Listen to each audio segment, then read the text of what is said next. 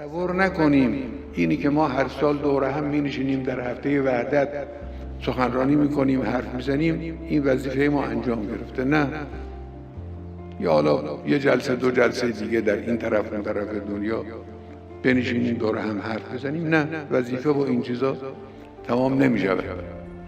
لازمه که هر کسی در هر نقطه‌ای، در هر جایی که حضور دارد محور بحث مهم اتحاد باشد و بحث کنیم، تبیین کنیم، تحریض کنیم، برنامه ریزی کنیم، تقسیم کار کنیم در این زمینه ها. این کار واجب و لازمی است که باید انجام بگیره.